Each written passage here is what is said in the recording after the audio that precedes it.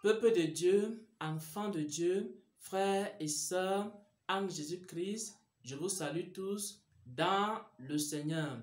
J'espère que vous allez bien par la grâce de Dieu. Je suis le frère Xavier, serviteur de Jésus-Christ, prophète, enseignant de la parole de Dieu. Je viens ici partager un ensemble de révélations, de paroles, de vérités que le Seigneur m'a communiqué en ce qui concerne l'argent, en ce qui concerne les dons, en ce qui concerne les dîmes, en ce qui concerne les libéralités, en ce qui concerne les prêts. Pourquoi? Parce que plusieurs chrétiens se posent la question de savoir comment donner à Dieu, comment donner à son prochain, et aussi les églises se posent la question de savoir comment gérer les dons, les offrandes et les dîmes qu'elles reçoivent. Comment agir de manière à être agréable à Dieu dans sa façon de donner et aussi dans sa façon de gérer ce que nous recevons. La première parole ici que j'aimerais partager concerne les dîmes. La première parole que j'aimerais partager concerne les dîmes. J'ai reçu cette parole le 22 mai 2021 dans un songe. Et voici exactement ce que j'étais en train d'enseigner. Dans un songe, le Seigneur m'a montré que j'étais avec un frère en Christ et nous étions en train de causer en ce qui concerne les dîmes. Et maintenant, j'étais en train de lui donner un enseignement sur la dîme. Je lui donne ici la définition de la dîme. La définition de la dîme selon Dieu. Et voici la définition que j'étais en train de donner. La dîme, c'est 10% dans le but de visiter les veuves et les orphelins. Voici la définition que le Saint-Esprit nous donne sur la dîme. La dîme, c'est 10% dans le but de visiter les veuves et les orphelins. La dîme, ce n'est pas seulement 10%, mais c'est dans un but. C'est-à-dire, l'argent de la dîme a un but. L'argent de la dîme a pour but de visiter les veuves et les orphelins. C'est pourquoi le Saint-Esprit définit la dîme comme étant 10% dans le but, dans l'objectif, dans le but de visiter les veuves et les orphelins. Ça veut dire que lorsque on donne dans une église un argent appelé dîme, alors on doit prélever une partie de cet argent pour visiter les veuves et les orphelins. Les églises qui perçoivent des dîmes doivent aussi visiter des veuves et des orphelins. Les ministères qui perçoivent des dîmes doivent aussi visiter des veuves et des orphelins. Les serviteurs de Dieu qui perçoivent des dîmes ou qui reçoivent des dîmes doivent aussi visiter les veuves et les orphelins.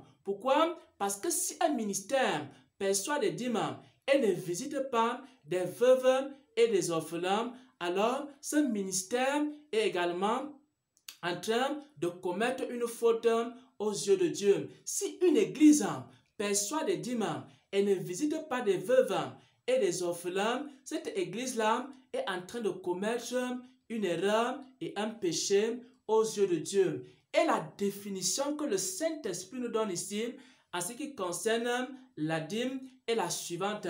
La dîme, c'est 10% dans le but de visiter les veuves et les orphelins, dont une partie de l'argent de la dîme doit servir à visiter les veuves, à visiter les orphelins, à aider les nécessiteux, à aider ceux qui sont pauvres et qui sont dans le besoin. Et aussi, on peut donc donner directement sa dîme aux veuves et aux orphelins. Si par exemple, tu as l'habitude de donner ta dîme dans un ministère et que ce ministère ne visite pas les veuves et les orphelins, alors tu peux donner directement aux veuves et aux orphelins. Si par exemple, tu as l'habitude de donner ta dîme également à une église et que cette église-là ne visite pas les veuves et les orphelins, alors tu peux donner directement aux veuves et aux orphelins. Pourquoi? Parce que la dîme, c'est 10%, mais dans le but de visiter les veuves et les orphelins. Et lorsque on va entrer dans Deutéronome 14, au verset 28, alors on se rend compte que l'argent des dîmes avait 3 fonctions. Il y avait une fonction qui servait aux besoins du temple. Lorsque il y avait les besoins dans le temple de Dieu, alors on prélevait l'argent de la dîme pour résoudre les problèmes du temple. L'argent de la dîme avait une deuxième fonction. C'était également nourrir les sacrificateurs qui travaillaient au temple. C'était pour pouvoir aux besoins des sacrificateurs qui travaillaient au temple. Et en troisième lieu, l'argent de la dîme servait à aider les veuves, à aider les orphelins, à aider les nécessiteux, à aider les personnes qui souffrent. Voilà donc, bien aimé, ce que je peux dire sur la dîme. Ça, c'est la première parole que je partage ici. Je l'ai reçue le 22 mai 2021 et ça concerne la dîme. Voici la définition de la dîme.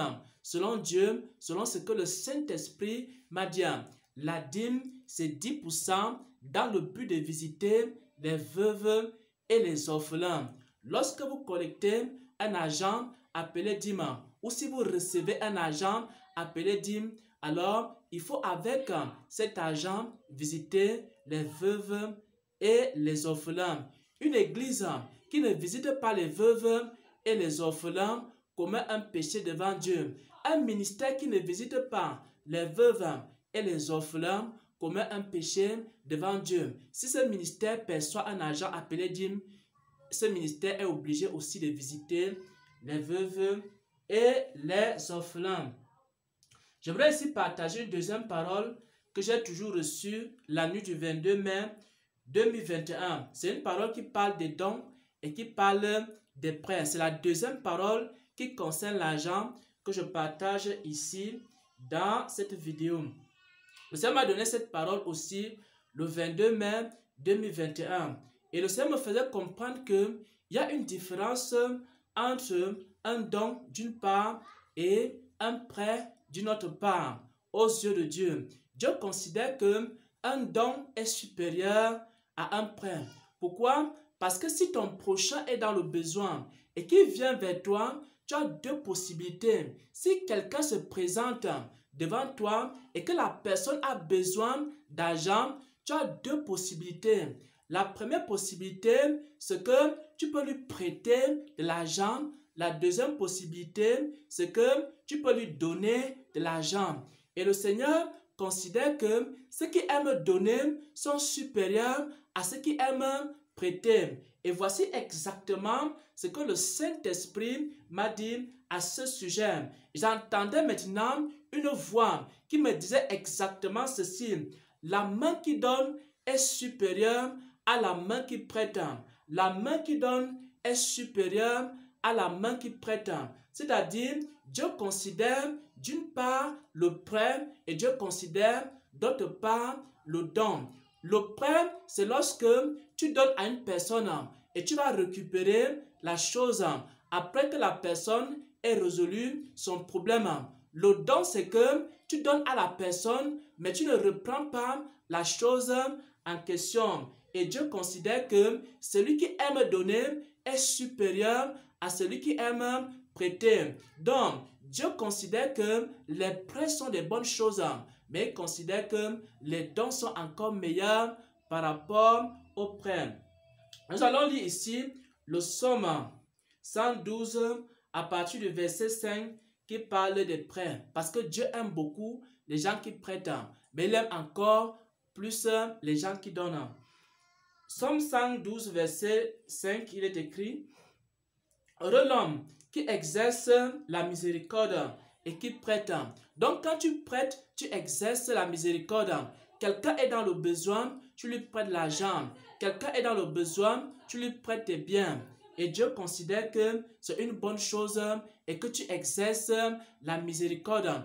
Prêter, c'est exercer la miséricorde. Mais donner, c'est exercer encore plus la miséricorde. Il dit ici qu'il règle ses actions d'après la justice. Et dans la justice de Dieu, celui qui donne est supérieur à celui qui prête. Dieu aimerait que si ton prochain est dans le besoin, que tu puisses lui prêter. C'est une bonne chose, mais Dieu considère que si tu lui donnes et tu ne lui prêtes pas, c'est encore une chose meilleure. Donc Dieu aimerait que ses enfants deviennent des donneurs et non seulement des prêteurs. Dieu aimerait que ses enfants deviennent des donneurs et non simplement des prêteurs. Si tu prêtes, c'est une bonne chose. Si tu donnes, c'est encore mieux aux yeux de Dieu. C'est pourquoi le Saint-Esprit m'a dit ceci: la main qui donne est supérieure à la main qui prête. J'aimerais ici partager une troisième parole que le Seigneur m'a donnée ici, le 7 mai 2021. Dans cette parole, le Seigneur est en train de me dire exactement ceci, que chacun donne selon ce que Dieu a mis dans son cœur de donner. C'est aussi une autre parole que le Seigneur m'a donnée. C'est sur la manière de donner. C'est sur l'état d'esprit lorsqu'on donne. C'est que personne ne doit donner avec la colère dans le cœur. Sinon, cela n'est pas agréable à Dieu. Personne ne doit donner en murmurant. Sinon, cela n'est pas agréable à Dieu. Mais chacun doit donner selon ce que Dieu a mis dans son cœur. Chacun doit donner avec amour. Chacun doit donner avec joie. Chacun doit donner avec foi, avec conviction, mais pas en murmurant. Mais il doit donner avec joie. Et c'est également ce qui est écrit dans 2 Corinthiens 9, à partir du chapitre 6.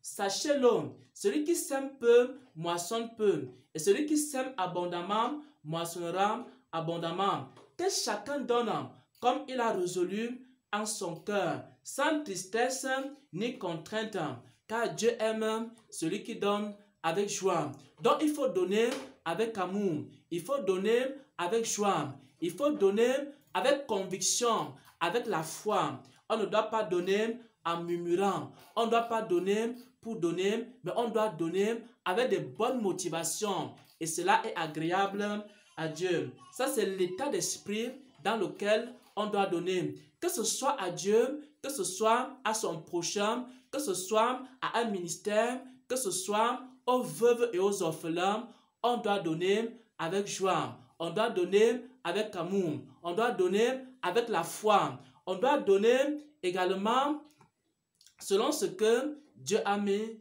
dans notre cœur de donner.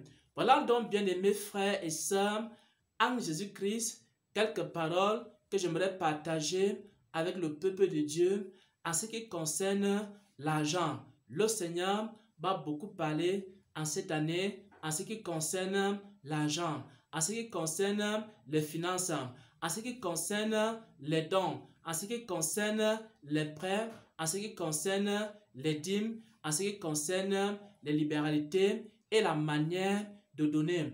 En ce qui concerne les dîmes, le Seigneur m'a dit que la dîme, c'est 10% dans le but de visiter les veuves et les orphelins.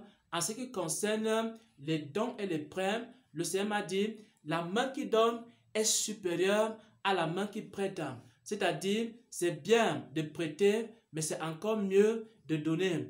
Et ensuite, le Seigneur m'a dit, en ce qui concerne l'état d'esprit dans lequel on doit donner, c'est que chacun donne selon ce que Dieu a mis dans son cœur de donner. C'est-à-dire, on doit donner avec joie, on doit donner avec foi, on doit donner avec amour, on doit donner avec conviction selon ce que Dieu a mis dans ton cœur. C'est comme ça que cela sera agréable à Dieu. Pourquoi? Parce qu'il y avait deux frères, Abel et Caïn. Abel a donné à Dieu et Caïn aussi a donné à Dieu. Cependant, Dieu a agréé l'offrande d'Abel, mais n'a pas agréé l'offrande de Caïn. C'est-à-dire, on peut donner à Dieu, mais cela n'est pas agréable à Dieu. Pourquoi? Parce qu'on n'a pas donné avec joie, parce qu'on n'a pas donné avec amour, parce qu'on n'a pas donné avec foi.